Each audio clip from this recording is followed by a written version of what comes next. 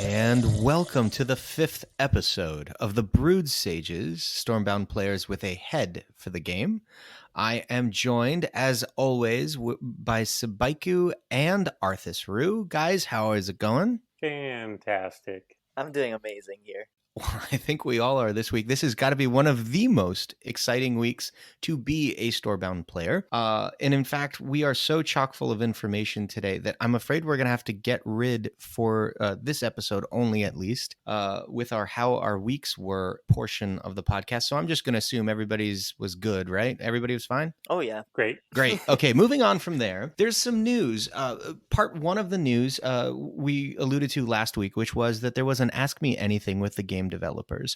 And in that, they gave some very interesting insights into how they plan on continuing the management and development of the game. We will get to some of the juicy bits from that later in this episode. Along with that news, today we are recording on Monday the 28th. And so on Monday the 28th, some leaks came out about upcoming balance changes, which we will also get to later in the episode. But our biggest news, at least for us personally, was that we had our first guest interview. This was with Brzoza from Sheepyard, and he discussed a wide range of topics, which we're very excited to give to you now. Including in those are some, as of prior to tonight, never released leak information on where the game is headed. So please enjoy. Well, I am here with Brzoza. Brzoza, good afternoon or evening to you. Yeah, it's afternoon, almost 5 p.m. Hello, it's great to be here. And it's wonderful to have you on. So let's get started. What is your official role and responsibilities at Sheepyard? Well, I'm hired in Shipyard as a community manager, initially only for Stormbound, but there might be some other titles I'll be working on as well, like really soon. But also about the Stormbound, I'm working as a, let's call it a designer, I guess. We've got the lead designer and I help him on daily basis, so I'm also a designer, I guess. Yeah, like that. So, community stuff, social media stuff, some support stuff, and the designing stuff. Well, I'll make it clear to Paolo next time I talk to him that we don't want to share you with any other game. You are a dedicated Stormbound person as far as we are concerned. That's good. Thank you.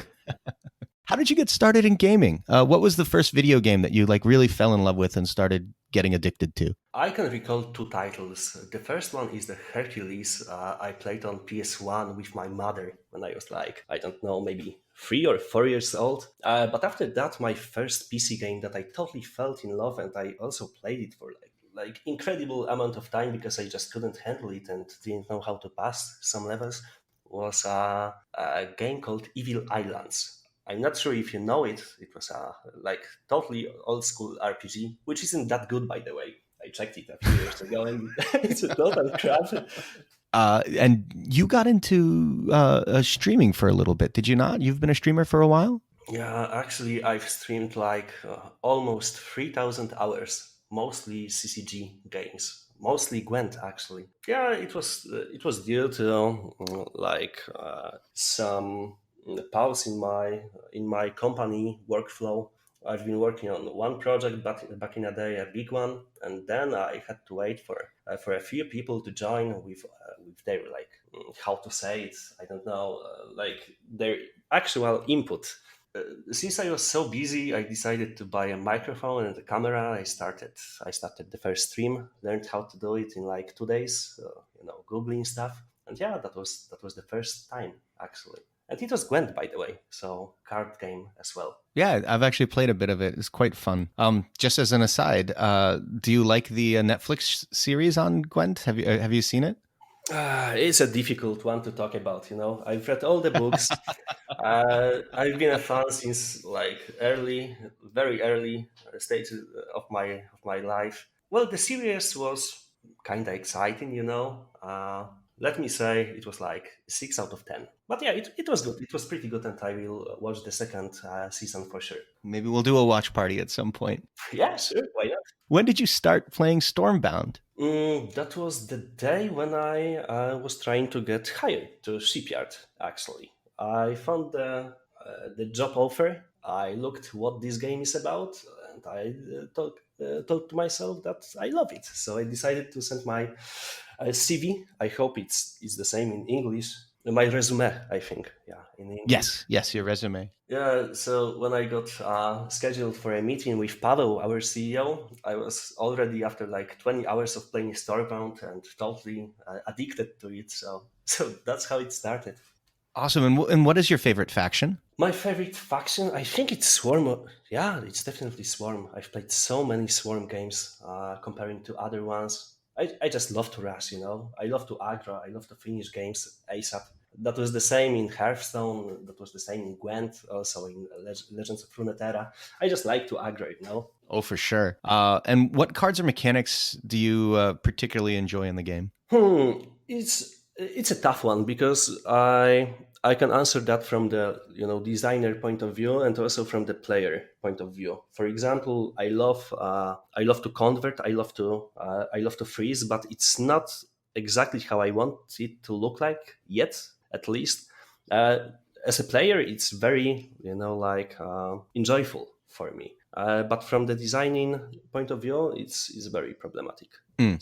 So if I would have to ask, I think the freeze, and I know that people can attack me now because how actually freeze works now and how bad it is. But yeah, I think freeze. Yeah, there's going to be some flame wars over that for sure. Yeah, I know that. But I can tell you that it's going to be fixed. I mean, not fixed, a little tweaked really soon. But maybe not really soon, but we've got some ideas. We are already testing something.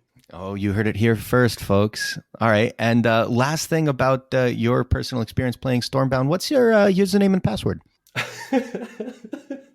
Well, let me type it to you, and we can go to another question. Excellent, excellent. So this year has been a big year for Sheepyard. Obviously, they took over the responsibilities of maintaining and developing the game from Paladin. How's that gone since taking over? What have been some of the biggest changes that you guys have implemented? The biggest changes are actually coming right now, very soon.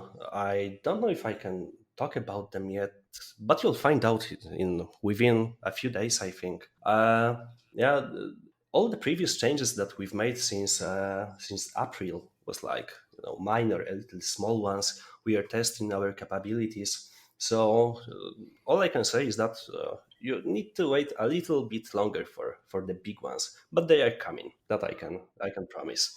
We'll be sure to get you back on the show then to talk about those as soon as they go live. It's going to be live on 30th, right? Oh yeah. Yeah. So the friend. Okay, I can answer that for now. It's going to be friendly matches for sure. That was the biggest challenge for us. It was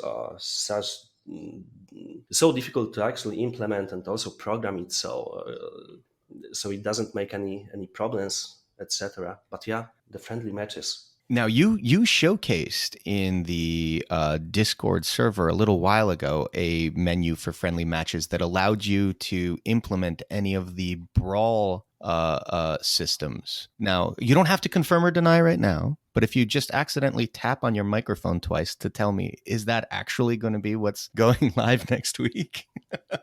Yeah, it's going live tomorrow. Oh, that is excellent, excellent, excellent. What have been some of the biggest hurdles that you've had to overcome? Finding the perfect team, I have to tell, it's such a complicated system and also such a complicated game to program and to develop. You can't even imagine. We spent so many time on actually looking for the best people that will be capable of developing the game as we wanted to. I was the first one to be hired to work on Stormbound, to learn the game, etc. As a hardcore CCG player, etc. To understand it and to teach people so they don't waste time. And yeah, finding the exact people we are looking for was the biggest hurdle for sure. But it's reassuring to know that you're taking that time and care to make sure that the game's in good hands. Yeah, of course, and the team is completed now. So we've put some time, we've put some effort, and yeah, we are ready to make actual changes since a few months. Oh man, I cannot wait. So unlike a lot of games that get developed by you, for example, or any other company, you've assumed a game that already had established cards, characters, all the rest of it in it. Are there any of those cards that have been particularly difficult to balance, or if you guys had started from the beginning with the game, maybe that particular card or mechanic might not have been in the game because of oddities of it or whatever. Oh yeah. If I was there since the beginning with Paladins, with Stormbound, I would never let something like the mana gain to be added into the game. It's such a problematic such a problematic mechanic. Anything that adds anything to the rounds, anything that like works above the actual balance and strength, movement, etc., but influences the actual round flow, turns flow, etc., is like a big no-no. At least for me. So yeah, this one. So the mana gain for sure. So, looking forward, there seems to be a rhythm of game updates like the nerfs and buffs that we've been seeing coming from Sheepyard. Are you settling into some sort of rhythm, and can you talk about what that rhythm's going to be? I can say something, I think. You can totally expect us to add some balance changes every month. So, whenever a new season hits the game, there's going to be some changes to make the meta fresh and entertaining more than before, so people don't get bored. But not like a big changes, just minor ones. And also around every like 2 to 3 months, you can expect something bigger. Ooh. Now, you say that it's going to be mostly small tweaks. Does that mean that you're currently happy with the meta balance? Yeah, actually, very happy. We are watching the data, the statistics every day, and we are trying to, first of all, understand that and separate the actual data from the voices of the community. Because whenever a person like has a level 5 card of this type, etc., it's always problematic, and they will never look at the balance with like a realistic point of view that it's going to be good or bad. It's always like influenced by their humor because they owned it before. So if we are happy, yeah, we are. Are there any plans to help make Shadowfen a little stronger? Asking for my hosts. So Shadowfen stronger. Yeah, sure. Only for your hosts. I'll make sure There you go. to add some buffs to it. Yeah, it's Yeah, definitely an underpowered faction right now. for sure. I'll give you Arthas's player ID so that you can buff all of his Shadowfen cards for him. Yeah, no problem. So you said there's going to probably be more major updates every 2 to 3 months. Does that mean you're thinking of those as expansions, as a whole bunch of new cards, or do you imagine that it's going to be a couple of cards here or there get added the way you did with like Rogue Sheep? Well, we've got something like a roadmap for the next over 2 years, and it's pretty much most of it made of big features that are not in game yet. And we have to balance the adding new cards into also adding new features, the big ones like, for example, the friendly matches system that are going to go live tomorrow. And we've decided to, at least for now, go with one card every 2 weeks. So there is going to be something new, very like in not too big time frames. And also in the season when it starts and until it ends, there should be like 2 new cards. So there is always going to be something big that we are working on, but we're not really thinking about releasing big expansions with like 50 cards. That would take too much of manpower from our team. So rather not, but at some point we are planning to be releasing a card every week. So it's going to always be fresh. Can you give any ideas on any new mechanics that you're considering adding to the game? I would love to because there are a few that I'm in totally love. But well, you know what? All I can say, one is going to be work similarly to Hearthstone's silence. Okay. Oh, getting rid of the death rattles. Yeah, and other things. Ooh. Yeah, that's all I can say. Okay. No, that's great. That's fantastic. So outside of the game, are there any kind of events, whether they be like a esport league or online tournaments, or maybe even in-person events, like a convention that Sheepyard would like to pursue? About something big, we are indeed planning on making something like a StormCon at some point, hopefully when the game hits like the new heights that it's never seen before. So yeah, that's our plan. Pavel would love to to host something like that, and me as well. About the small tournaments, small events, etc. We are always happy to help with organizing something like that, with preparing some merch, etc., etc. Maybe some gifts like rubies for the tournament winners. So whenever a community is willing to try to organize something, then we will always like to help you with it. Wonderful. So I guess two quick questions to finish it off then. Can we get some idea of a baseline? Where are we right now with the growth of the game? That's a tough one to answer.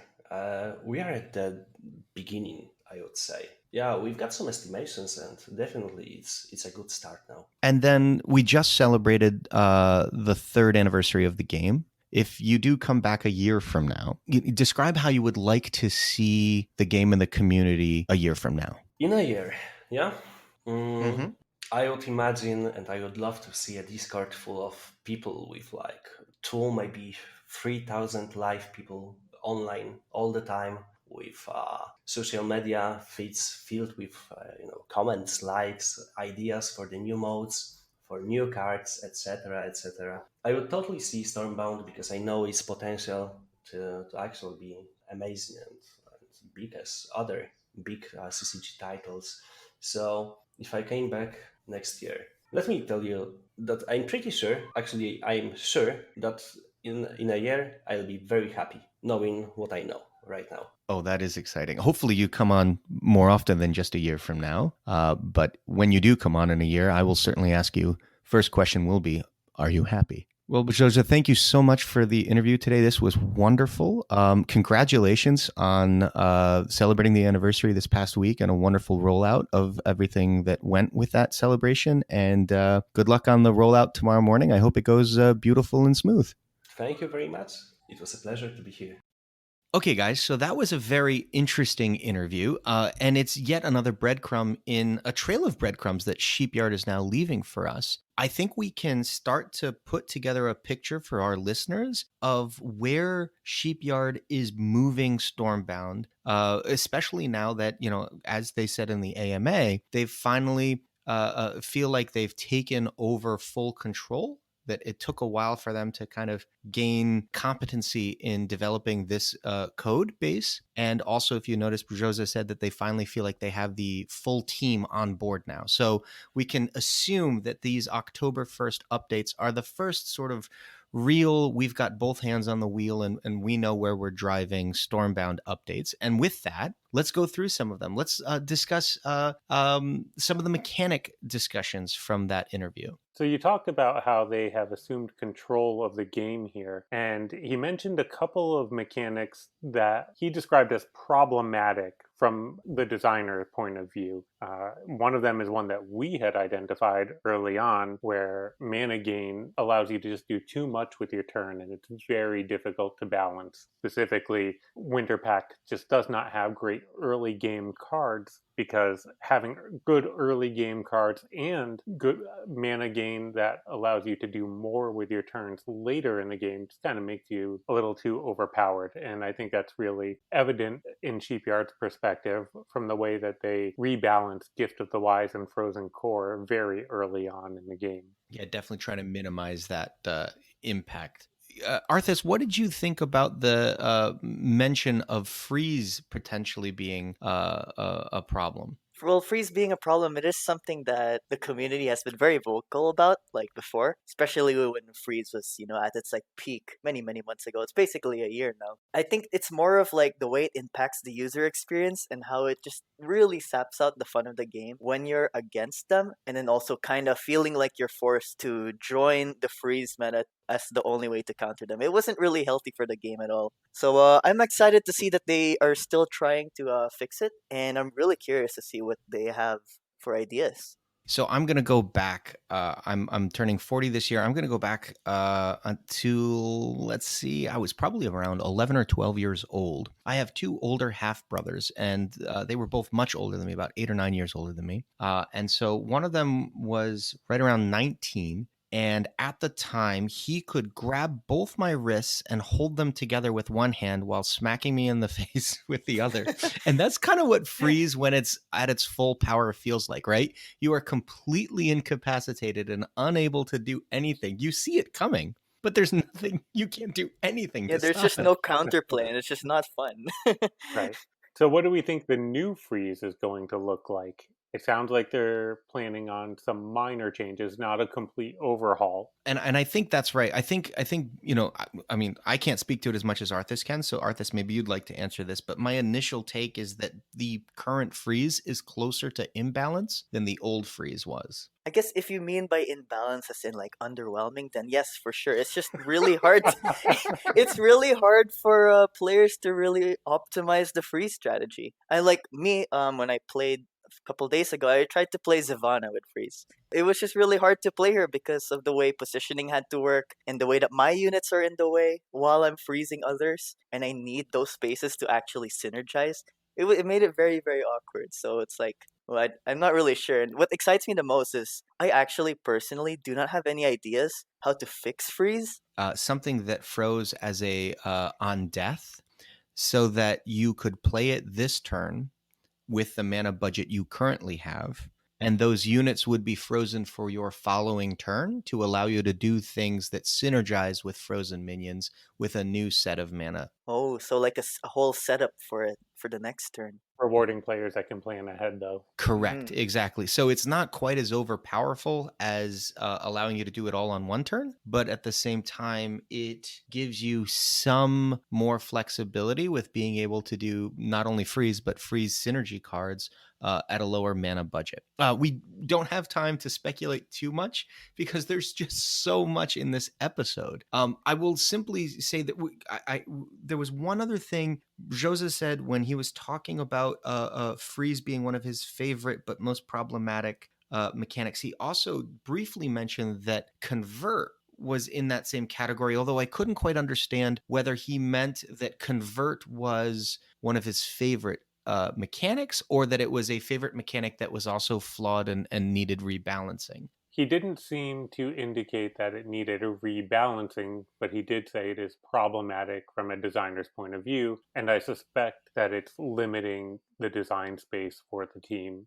I think in the basis of trying to think about why it's problematic, I think it's more like if you're playing conversion, you are rewarded when the enemy is putting value on the board. I think that's where the problem comes from But that's because the whole point of conversion. I I know don't that want to is the whole convert your point. recruits. I want to convert your Tiger. I want to recruit your Embers, right? I want to recruit the stuff that's like got high value play to it. I guess from the enemy's perspective, it just feels you feel like you're cheated when you deserve this value that you placed on it. It just gets taken away from you, you know? Yeah, I totally agree. It's also good from a tempo perspective, right? Like you can just take your opponent's farthest unit and turn it back if your opponent plays in a stacked manner to try to, limit the damage from something like a Crimson Sentry, then they're punished by the convert also. I understand where they're coming from in that convert is a tool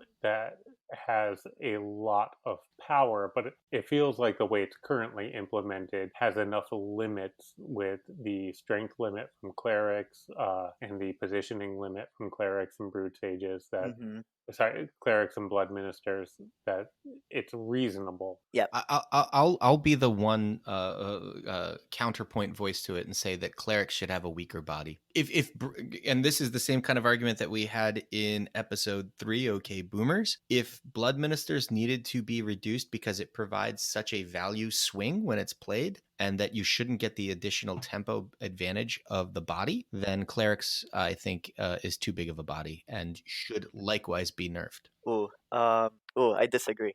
Difference with the blood ministers is that given that the enemy units are already in the strength threshold, you're guaranteed to convert it, you know? Whereas with clerics, let's say there are two units. One of them's 1 strength, the other one's like 5 strength, but they're bordering.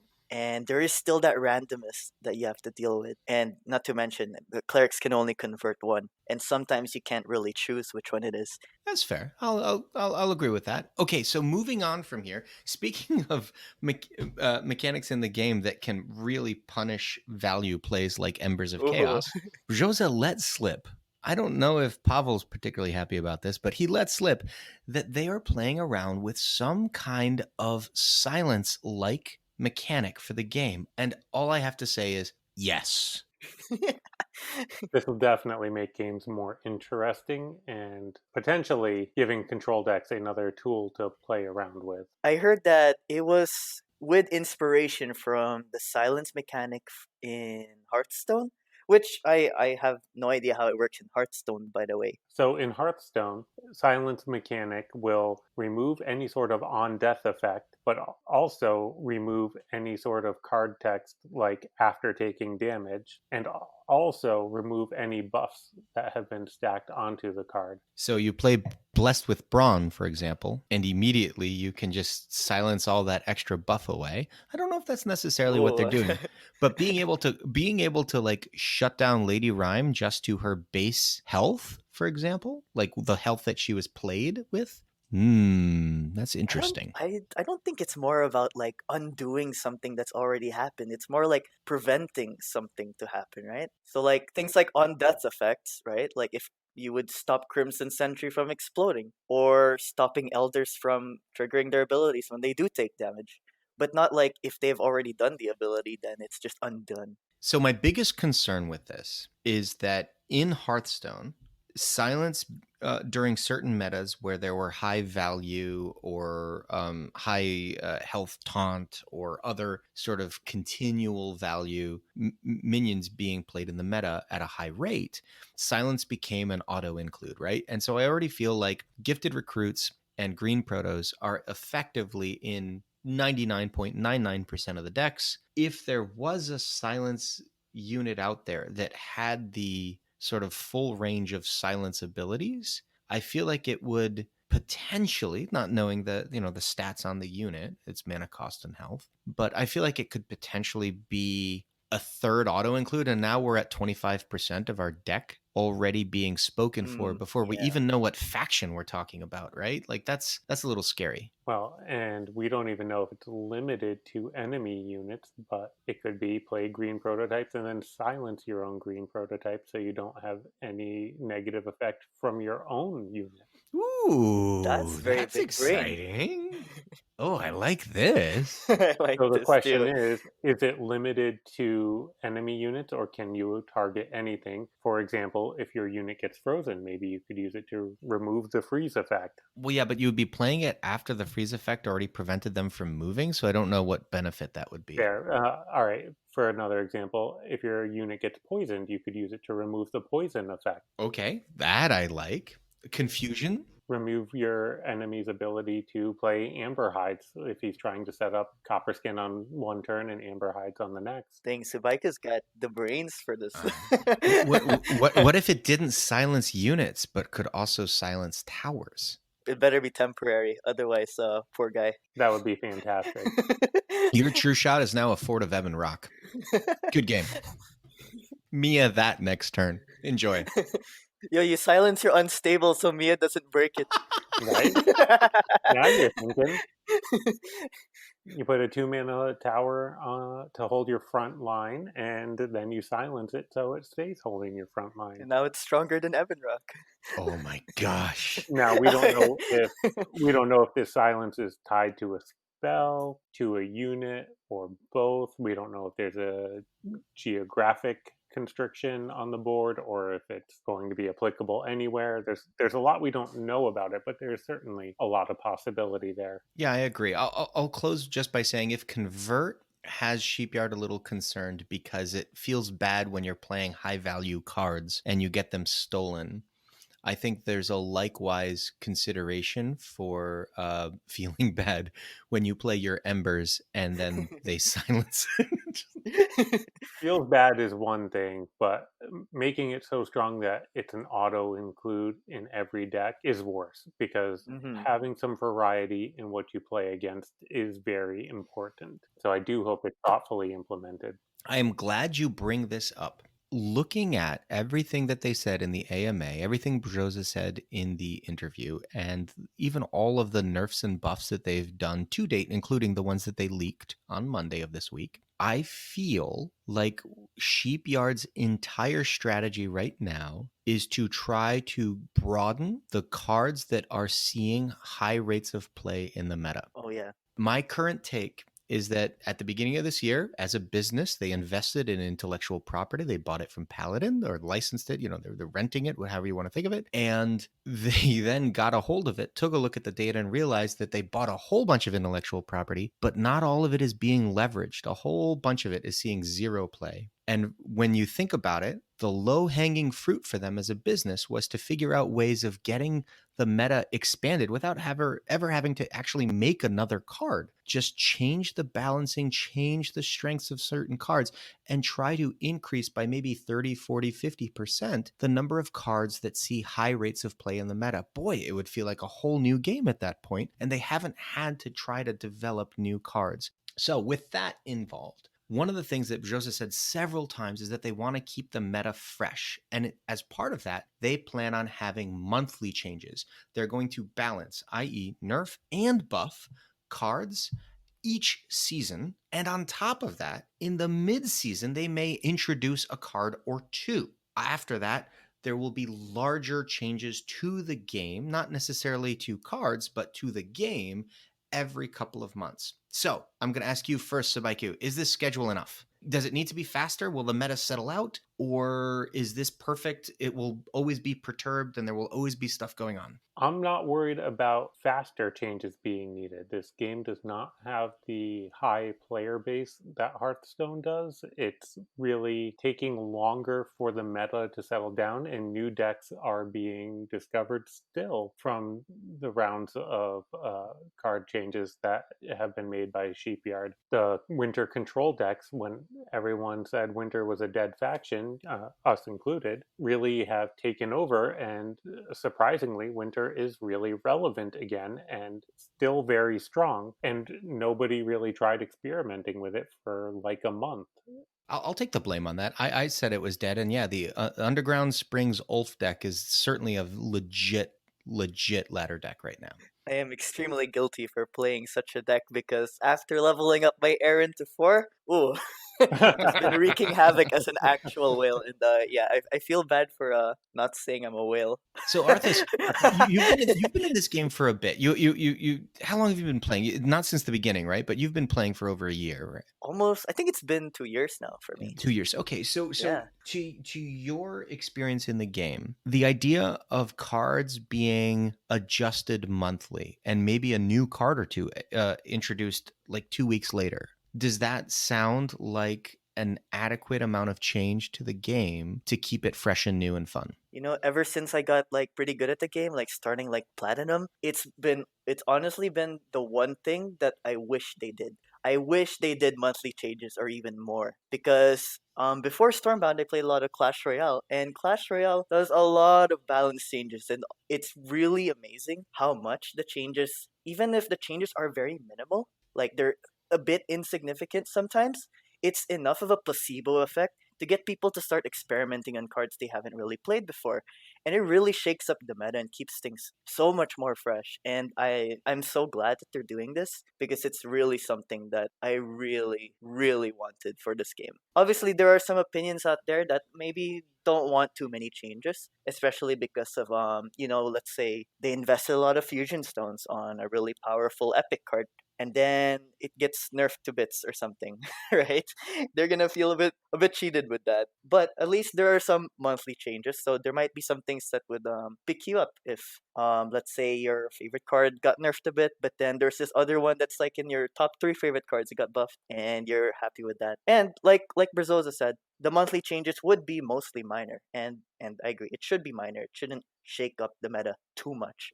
That leads me into the next question that I wanted to ask, which is, are these minor changes enough to really shake up the meta and to get people to play different decks? Or is it going to result in not enough changes and the meta still feeling stale? Well, I think we can look at the changes that have already happened. The incidence of running into Hunter's Vengeance, for example, this past month has been easily double to triple what it was before that. I see it all the time now. It's just a commonly played card, and it should be, quite frankly. So I feel like at least one card is new. I see Hairy Chestnuts a lot less than I used to. I never see Bucks. Bucks is gone from the meta. It might as well not be a card currently, but Queen still sees play, which tells us that Bucks was maybe a little overpriced before, but everybody tolerated that because they didn't have to pay. Yeah. um, so no, my opinion on this is that the changes that they're making, while minor, like one mana difference or one power level difference, even the Hysteria change, quite frankly, I wasn't sure if it was a nerf or a buff, and I'm still not, but I play it a lot more because the card simply has a lot more use now than it used to. Yeah, there are definitely some changes that seem minor at first, and we can get to some of those changes later because we have some leaks for them. Yeah, the Monday of this week, there are some leaks about the upcoming Shipyard 2 updates of Oh yeah. some of the balance changes, and those are very exciting. Let's get into those now. Okay, so mentioned so far as of the 28th of September, Avian Stalkers will drop to 6 mana from 7. Toxic Sacrifice is going to move up to 2 mana from 1. However, it does 1 additional damage at every level. Loris, King in Exile, his ability will affect 1 additional strength. Scrap Planners gets buffed, man. Ooh, it gets all bigger. I'm not going to get into the I exact will numbers talk of it. about this later. Yeah, you can always get to yeah, that's true, because in equals, that's really relevant, isn't it? Siege Breakers will be 1 movement by default, and the ability moves from bordering to surrounding. I'm not really sure what that does. Boomers, friggin' Boomers gets nerfed. I am so glad. Boomers gets nerfed, and not only does it get nerfed, it gets nerfed to what we discussed in episode 3 as a reasonable nerf, which is to bring it in line with Bucks and Chestnuts in terms of 0 movement. So now you can't abuse it on the turn you play it. You can get a ping off. That's it, a ping. Which I think is a reasonable change. Totally. The strength of the Booming Professors stays the same. That's a reasonable strength for the mana cost. The effect is reasonable for the mana cost. Now it's just a little bit easier to play around and a little harder to get consistent sources of damage out of it. Yeah, I was never upset with getting hit for 4 or 5 on a turn. I mean, that's a good turn from a chip deck. That's a great turn from a Chestnuts deck. But the problem was when it was 8 or 10 or 12. That's a little too much. There were also a few Feline Confusion cards that were not leaked in their entirety, but there looks to be some sort of cat card being leaked, and also a I don't know what you want to call Well, it. Is it people a in the Discord, dog? people in Discord call it the Anubis card. It looks a lot like Anubis. Sure. Yeah, Yeah, I but can yeah, see it. very It much, definitely very looks like much a like the dog or dog. wolf. Yeah. Some sort of canine. But we don't know anything about their abilities, so we're not going to get into them too much, aside to say the art looks, well, perfect fit for Stormbound, I think. So I will ask, this one's going to go to Arthas, because I know neither Sabaiku nor I have played this card. Avian Stalkers, down to Avian 6 mana. Stalkers. What do All you right. think? With my recent experience from Faction Wars, people have been experimenting with Avian Stalkers, and that's with its current state at 7 mana. And it's a really cool, surprising card to play with or against. And I know there are a lot of people that play equals, but I love equals and the tournaments that go around with it. But I'm actually really excited for this. Mana is a big deal in this game. And usually, when cards get changed, when their mana stats get changed, usually that's like one of the biggest change a cards can get. Having them cost 1 less mana, so they're 6 now, would probably see some play now instead of none. And it's really amazing to pair it up with the recently buffed Emerald Towers, which now have extra strength from the previous balance patch. So that's really exciting to see that combo, and I'm actually curious to try that out myself too. Interesting. Okay, so Baiku, Toxic Sack, up to 2 from 1, but it does an additional damage. Nerf, buff, Burf, what do you think? Burf is a good word. It's a change that makes it more useful as an AoE, especially when you have the card at lower levels and you're trying to punch up, but does take away the flexibility of the card. One of the things that I've always liked about Toxic Sacrifice quite a bit is that you can use it defensively or you can use it offensively to clear your own units out of the way and make room for a runner to strike for lethal. This makes that a little bit harder. It reduces the flexibility of the card, but I think at 2 mana, you can still really fit it in anywhere and still be highly competitive against Swarm decks. Regarding the Toxic Sacrifice change, Berzosa on the Discord mentioned that Toxac was the most impactful card in the Shadowfen kit. And so they were trying to be cautious about how much they want to change such a fundamental card and something that really fits the theme of Shadowfen and its self-harm, right? They don't want to like completely destroy it. And I know you guys call it a burf, but I would call it a rework. Rework is a good. But a lot of people on the Discord are saying that it's mostly a nerf, and that's understandable given that it's double mana now. But from my experience, I actually really like this change. I kind of prefer this one because in at least like half of the scenarios I use Toxac, I have at least one extra mana. So now Toxac just does more damage. So I'm a bit excited for that. Right, Freeloader, to speak to your point from earlier, what this does is it takes Toxic Sacrifice away from that list of cards that you auto include in every Shadowfen deck and make Yes. you think about if this is something you want to include, or are you going to put something else that doesn't typically see play in your deck instead? It just widens the range of possible cards that you could use. Exactly. You might still end up at Toxac, but at least you're having a conversation about other cards at the 2 mana slot that you weren't having when it was at 1 mana, right? Like, I don't know, gosh, even Brood Sages is a decent card because I have Helio Troopers in my deck. But gosh, it's 2 instead of 1. Rush decks, especially running Toxac, I've always found to be kind of interesting and funny. But it's Yeah. right. It's 100% right. Exactly. Now at 2 mana, at least you have to pause for a minute and ask yourself as a rush deck whether or not you want to be playing this. Certainly, any control Shadowfen deck wants it even more now. Yes, it costs a little more, but it does more damage. And frankly, for a control deck, that's great. I'm willing to say that out of all the leaked changes that are coming up, this is probably the healthiest change. Yeah, sure it does more damage, so it's not like a buff or a nerf. It's a rework A in burf. terms of in terms of the objective stats. It is just a Except rework. the name. It's a burf. Enough said. Oh, Right. actually, we could call it enough. Do you prefer enough to a burf? Yeah, no. We'll go No. with the burf. Okay. I like the burf. All right. So about the 2 mana thing, I always feel dirty completely clearing an enemy's front line at like 5 or 6 mana. And that's only doable really with Toxac at 1 mana. I'm glad that's not a thing anymore because that's just too much. Clearing up that quickly. And not just that, with the extra additional damage, it's actually harder to trigger elders now. Things like nuts, because you might kill them instead. Ooh. So it's That's really, really so healthy. I good. really like this change. And not just that. Oh my gosh. I'm so excited for this card in equals, dude. I'm gonna wreak havoc. That's also true. Yeah, very good point about elders. I did not think about that. We don't have time to, unfortunately, we don't have any time to dilly-dally here. Moving on to Loris King in Exile. Its ability affects 1 additional strength, so it's effectively Hysteria with a body, and it affects all the units as opposed to just 1. But what do we think? We like it? I I love this. love it. I love this a lot.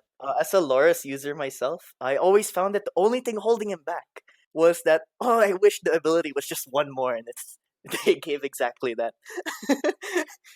Yeah, this will definitely be good.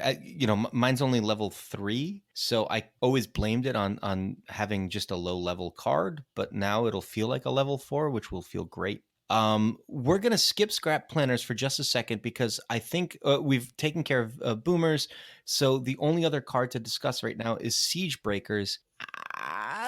it's a card. It'll be relevant in the Seder Brawl, It was always relevant in the Seder Brawl. It just but wasn't now played it'll in the be Seder Brawl. more. Now it'll be It will more be an relevant auto because it include has for more sure. movement. Right, Yeah, now it's an it's auto. a runner Yeah, in now the it's an Seder auto. Brawl. Right, So right. Yeah, so that's good. where this is impactful actually is if towers become a significant part of the meta, the ability change from bordering to surrounding makes this actually much less limited And and plus the movement.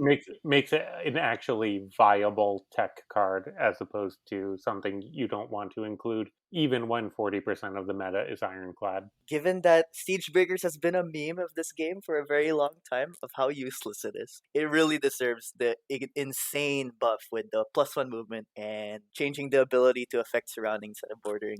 I'm gonna try it. I'll admit, I'm gonna try it. Oh Give it a yeah, shot. a lot of people will be. Okay, so scrap planners. This is kind of the biggest nerf was obviously Toxac. The biggest buff, I think, goes to scrap planners. I'll say it now. Going through the levels, it used to be 3, 4, 5, 6, 7. Now it is 4, 5, 6, 7, 9. Okay, let me just clear up the way you said that. The Scrap Planner's ability, where it sets the strength to 3 at level 1 and 7 at level 5, that ability actually stays the same. They're just increasing the initial strength of the card by 1. Now, interestingly, in the first leak, and I don't really want to talk about the first leak too much because the first leak included that at level 5, the initial strength would be 9, and the Discord kind of got really wild about that because everyone's saying this is just way too broken, and we were just saying all of our opinions and all the situations why it's broken. That Berzosa actually said, "Hey, okay, so we changed our plans to for scrap planners. We're bringing down the level 5 strength to initial strength to 8 now instead of 9, and they are now testing that. So for one, massive shout out to Sheepyard and Brazosa, who's active in the Discord, for having that really quick responsiveness and actually really listening to the community Yes. that they're Round of willing to make applause. changes like this. I'm really proud of that, and I'm so grateful that they're capable of doing that. But yeah, some people think that it might not be used as much. Brazosa says its win rate is like 20%, and it's like one of the least used cards apparently. Which I guess it's hard for me to really see because most of the data comes from the gold or platinum leagues, right? So I don't have that much experience with their. I can definitely say that when this card is under leveled, it is underwhelming. Mhm. Oh, for sure. It's easy enough to clear, so I can definitely appreciate this buff, and hopefully it increases the play rate at lower levels because I think at level 5 it is a great card and an interesting card, but unfortunately at level 1 or 2 it's not. Not for nothing, but with Toxic Sacrifice getting nerfed and this getting, or well, Toxic Sacrifice getting burfed and this getting buffed, this becomes a relatively decent anti-poison card now. Yeah, to just to comment on when you said that Toxac was the biggest nerf, I think you forgot about booming professors. I stand corrected. Booming professors. Booming professors, in my mind, in my heart and soul, was already nerfed. When I see it on ladder, I'm just like, that doesn't have movement. You can't do that. You're cheating. This shouldn't be in the game. That's illegal. That's exactly right. This is so clearly outside the power range of any of the other elders right now. Yeah. Chestnuts was nerfed. This has to have been nerfed. Come on. All right, so moving on from there, this is the biggest, juiciest drop from the Brazosa interview. Now, they had already mentioned it in the Ask Me Anything that some cool new modes for challenging friends were coming out. They also had dropped a while ago in the Discord, had Brazosa, when he was there with Pavel, they dropped a screenshot of something they were playing around with where you could challenge friends with the rules from the different brawls. Well, in our interview with him, he dropped that that's not only a concept at this point, but it's going live October 1st. Guys. Yeah, I am extremely excited. Tournament Guys! scene is gonna be revived. It's gonna be freaking awesome. Level 3 tournaments. Let's go. That's something I wanted. Right? No longer do you have to play equals where everything is level 1. You can cap your card at any level. You can change your starting mana so you don't have to start on 3 or 4. You could start higher if you want to. And again, implementing the specialty brawl mechanics is huge. It just allows for a completely different game mode where you can test out brawl decks, where you can play with your friends, where you can have some fun. Not for nothing, but I've been completely reliant on more seasoned veteran players to help me design brawl decks because I haven't seen some of them yet. Now I think I've finally gone through the whole cycle. Having this lets new players experiment with friends and try out different deck recipes before figuring out what to bring into the brawl each week. Oh my God, that alone would have dropped my anxiety level easily 2 or 3 notches. It was something that people really wished was in the game because they really enjoyed the brawl modifiers. It just sucks that they have to spend to enjoy it, right? This time, it actually caters really nicely to more casual players who maybe doesn't want to invest too much in the game, too much in brawl, where there is like a risk when playing it. Now they can actually enjoy it with friends. And with the whole like new friendly challenge system, it's gonna be a bit much easier for people to bring in newer players in the game, and you gotta that's really really really healthy for the game. I'm so excited. And back to my whole point about certain cards never seeing play. Some of the cards that I have in my library are leveled up to level 3 solely because I play them in a particular brawl. Lucky Charmers, for example, is level 3 for Yeah. me, only because I played in the Pirate Brawl. If Sheepyard is trying to increase the play rate of all of their intellectual property, this introduction to the game is easily going to achieve that. Players are going to want to play with against each other and have fun and try out different things and be like, oh man, if we're going to do that pirate brawl, I better upgrade my seasick bouncers, whatever. Like that's what's going to happen. More cards are going to see play because of this introduction, and I highly applaud that. Oh yeah. Sabaika, what about you? Are we gonna play any what do you want to do? Which brawl you want to play against me with it? Yeah, we're definitely gonna be doing the Dragon Brawl non-stop. Oh, I like it. I like it a lot. No, I think you're right. It's a way to let people make use of their library without waiting around for a couple months for the next brawl to start, and it's a fantastic way for Sheepyard to just let people be a little more creative and have a little more fun with the game. Yeah, not for nothing, but there are players out there. I'll give Reckless his second shout out in this this podcast series because I think he deserves it. He experiments with play concepts more than anybody else I know in the game. And if you drop tools like this out there that allow people to play their own sort of modified games with different rule sets, they will find stuff for you. They will innovate in ways that you can't even imagine yet. You're basically throwing an idea out into the world and letting the world come up with a new way to turn it into a more fun adventure. And gosh, I'm excited to see what comes out of this. I've got to say, the next 3 to 4 months with this in the game, I think there's going to be some huge leaps forward, not from Sheepyard themselves, but from the community. And Sheepyard has already demonstrated that they are capable and willing to listen to ideas from the community. So gosh, like that cycle is going to be nothing but positive. All right, listeners. Well, thank you so much for being with us tonight. We apologize for how long this episode had to go, but there was just so much information in it. We hope you take away as much excitement for what's coming up as we do. And for all of the Brood Sages, we wish that you go out, have fun, and remember to stay hydrated. Email us at thebroodsages@gmail.com. Clip that in. Very good.